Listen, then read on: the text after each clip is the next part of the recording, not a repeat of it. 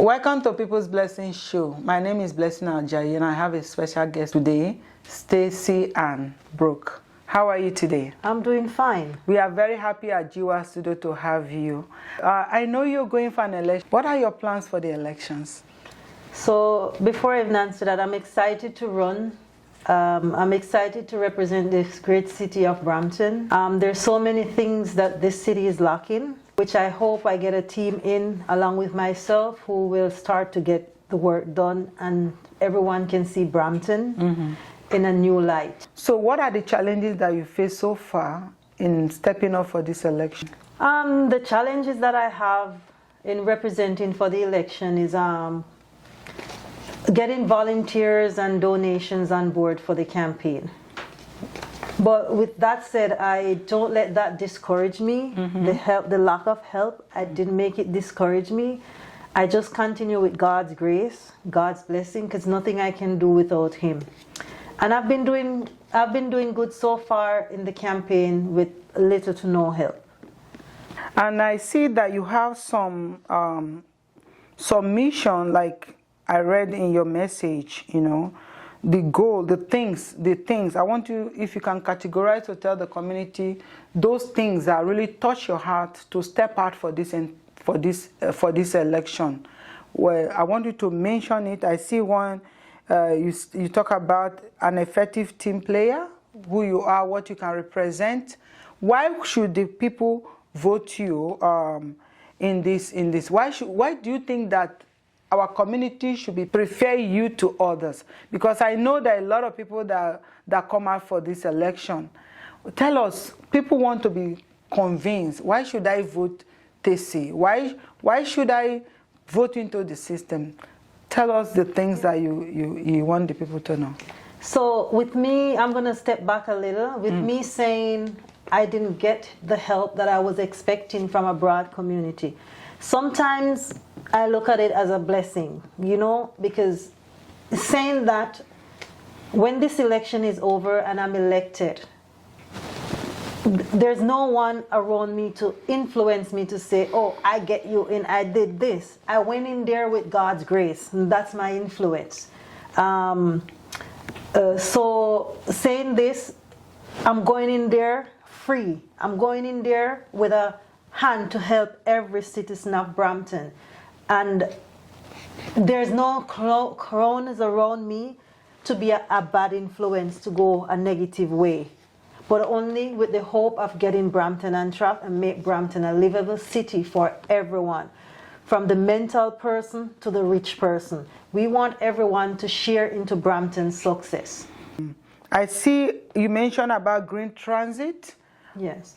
So Brampton has a transit issue in terms of, we want Brampton to invest in more green transit. All our bus fleet should be electric buses. We are fighting the emission in the environment, and we need more on the routes. So instead of waiting an hour on a route for the next bus or half an hour, it should be at least 15 minutes wait. So we can get some of these young drivers off the street, because of the timing of the bus, I find the lines for getting driver's license, like, it's crazy long at the Service Ontario, because people can't get to work on time. If you miss a bus, that's an hour wait, a half an hour wait, and the journey hasn't started yet for you to get to where you want to go. So if we have more buses on the route, it might deter young people from getting cars so early, and we might have less accidents on the road. And also you mentioned about enforcing the city bylaws. Yes, and even for the transit, when we have the more transit running on the road, we help with the carbon emission. So we would have less, because less car would be on the road, and the buses are not using carbon. So it's good for the environment also. Enforcing the city bylaws. Oh, yes. City bylaws have not been enforced. People's property is dirty. Even since my door knocking, I stepped on properties, and it's like that's where Chrysler dump is. Because people don't take their garbage out. The garbage truck just left yesterday, but their yard is full, their bins are filled. And if you have excess bin, the dump is close by, you just need your ID to go there. People called in and complained. That's what they said to me, and nothing has been done from the city's point in terms of giving them a ticket, giving them a warning to clean it up. If they don't do it, you give them a ticket. If they don't do it, the city should clean it up and charge the property owner for the expense to clean the property. Because right now, about 2 to 3 weeks ago, the health department has released that we have West Nile virus in Brampton. It's a health hazard because people don't dispose garbage, and then you have stagnant water that breeds West Nile mosquitoes. You talk about property tax. Brampton pays the highest property tax, and we get nothing for property tax. Just recently, we were told that our taxes won't increase. And I find on my paper that we had an increase. We have a levy of a 1% tax onto my property tax. I wasn't told, I just saw it there. And I found out that that one levy is going towards a hospital that we're not going to get. It's that 250-bed hospital. They said that the price for it to upgrade is $250 million. And we should... People said it's the province's responsibility. If it's the province's responsibility, why the citizens of Brampton has to pay a 1% levy on their property tax to go towards finding $125 million to get that 250-bed hospital? So that's where the 1% levy comes in. So now, if you should be elected into a councillorship position, how do you think that things should be done in that area? I want to know how. I want to see records of how the other cities are funded. Do they have to tax or the residents' property tax to get them their hospital? I know Mississauga is getting hospital, 1,000 bed. Brampton ain't getting any. There's nothing in the budget for 2022 for Brampton. Not even the 125 million is in the budget for the Brampton upgrade of Lynch Hospital. There's nothing there. Yeah. And there's a date for it, not 2022, not 2023, not 2024, not 2025. It's a 2027. Talking about the health care facility, what will you tell us about that? So we need hospital. People said we have hospital. Yes, we do. Brampton population is growing. We have over 700,000 people live here. Not much of a difference from Mississauga's population. And we only have one hospital that has 608 beds. 608 beds to 700,000 people is not enough. Lynch is not a hospital. It's a healthcare facility, because it opens in the morning and it closes at night. It's not 24 hours. So we only have 608 beds. And it's sad when... Which one is that? The one at Queen or Main? Queen and Lynch. Okay. The one closer to downtown Brampton. That's the one they wanted to put the 250 bed on. Brampton Civic is 608 bed. That's not enough. And it's sad when residents have to be complaining and saying that they don't want to go to Brampton Civic because they fear of dying or fear of getting worse. They go there, they spend 12 hours. 12 hours to 14 hours is a normal wait time. So they go to Mississauga, they will go to Toronto, they will go to Georgetown. We live in a city, not a town. Why can't we give our citizens health care, including me? I'm a citizen here. I'm a resident in Brampton. Another thing within the hospital system, we have a lot of mental health care issues.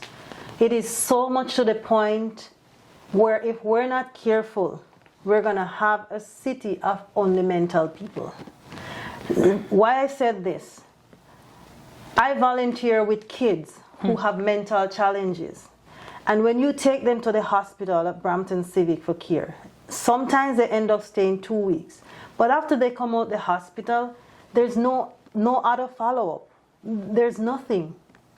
I call them at the hospital, they will tell me they don't have enough doctors and stuff, and the doctors don't have enough space. They don't have enough space to keep them long, and it's just stretch. So I'm thinking we need a mental health facility. We need a mental health staff with psychiatric, mental health, and addiction nurse.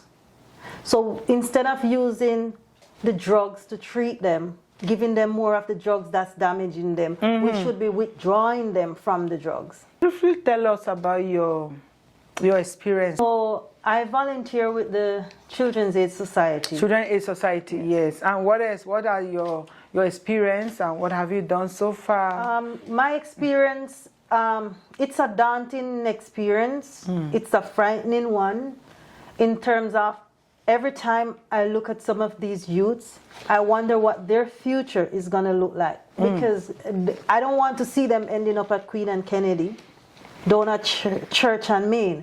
And it's not that they are a drug addict, why they're going to end up there. They have traumas. They have it from birth. They endure it through their younger childhood. And trauma is not something that people get over. Some of them won't even be corrected. And if we have nothing medical-wise in place to help these young people, that's my fear, where they're going to end up. Because they're not stabilized to work in society. Because when somebody has mental challenge, it erupts at any moment, right? And they're not even getting the full medical attention because it's not there for them to get. It's not that the people looking after them is depriving them of it, it's just not there for them to get. So that's my worry for them. What's going to happen to them after 18? So what change do you think can make a difference? The mental health care. The mental health piece is a very crucial part. We don't have a facility. In Toronto, you have ChemH. You have, I think, 3 different sites in Toronto. We have none in Brampton, right?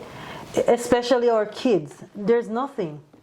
There's nothing to help them in that sense.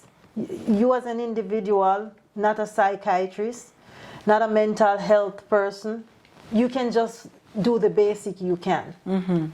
So that's one of my things going in. I'll be asking the province for help and the federal, if they're working along with the two governments to get stuff done for Brampton. I know a lot of this stuff, the city can't give it to itself. We don't have enough money. I know that.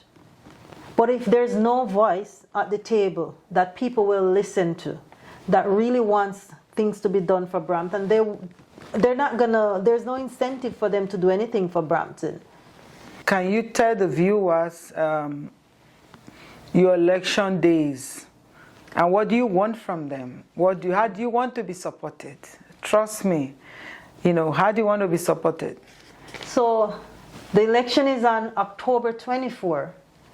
You can vote early, October 7, 8, 9, 14, and 15. So you have 6 days to vote. The most important thing in this election is your vote. Your vote matters than anything else. But also what matters to get the message across is your donation and your volunteering power. That matters to get the information across, but to win the election, we have to get out and vote. We have to vote. Come out and vote. Vote for Stacey. Come out and vote. Vote, vote, vote, vote. Tell your loved ones, your family. Even the cats. Yes. Even the cats we're calling on because we need change. The dogs, your pets, bring them out. Let's vote. Yes, they vote.